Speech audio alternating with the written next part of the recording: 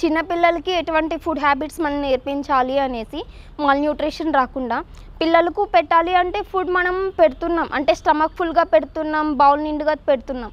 But ఏంటంటే అది main thing కాదు. బట్ ఏంటంటే వాళ్ళ ఫుడ్ అనేది వాళ్ళ ప్లేట్ అనేది న్యూట్రిషన్ అనేది ఫుల్గా ఉండాలి. లైక్ 5 ఫుడ్ గ్రూప్స్ అనేవి బ్యాలెన్స్ అంటే వెల్ బ్యాలెన్స్డ్ అయి ఉండాలి వాళ్ళ ఫుడ్ అనేది. ఫస్ట్ థింగ్ వాళ్ళకి అలవాటు చేయాలంటే లైక్ వాళ్ళు తినేలాగా చూసుకోవాలి.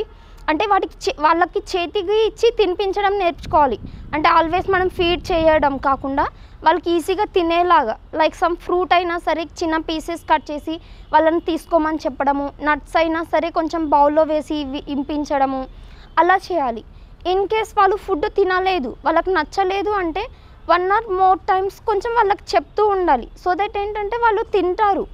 అది ఇంకొక ఫామ్లో నచ్చలేదు, లైక్ ఇన్ కేస్ యాపిల్ నచ్చలేదు వాళ్ళకి.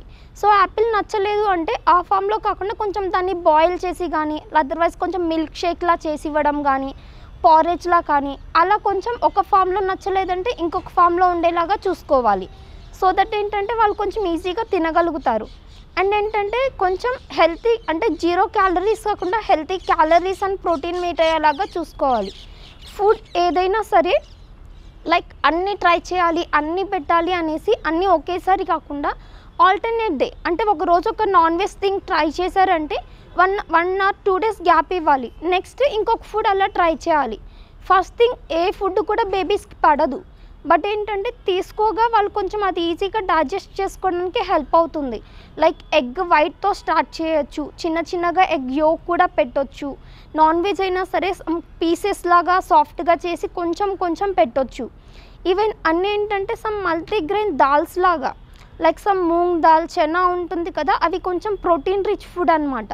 సో అవన్నీ కూడా ఏంటంటే కొంచెం మ్యాష్ చేసి కొంచెం అంటే ఇప్పుడు ఒక సైజ్ అంటే డే 1లో మనం స్కూప్ ఒక టేబుల్ స్పూన్ ట్రై చేసామంటే డే 2లో ఒక 2 టేబుల్ స్పూన్స్ అలా స్టెప్ బై స్టెప్ క్వాంటిటీ కొంచెం ఇంక్రీజ్ చేసుకుంటూ ఉండాలి తప్ప ఎట్ ఏ టైం తీసుకున్నా సరే వాళ్ళకి డైజెషన్ అనేది ప్రాపర్గా ఉండదు. సో ఇలా స్టెప్ బై స్టెప్ తీసుకుంటూ రోజుకొక వెరైటీ ఆఫ్ ఫుడ్ మీరు ఇంక్లూడ్ చేశారంటే బేబీస్కి ఈజీగా వాళ్ళ మాల్ న్యూట్రిషన్ అనేది ఓవర్కమ్ చేయొచ్చు.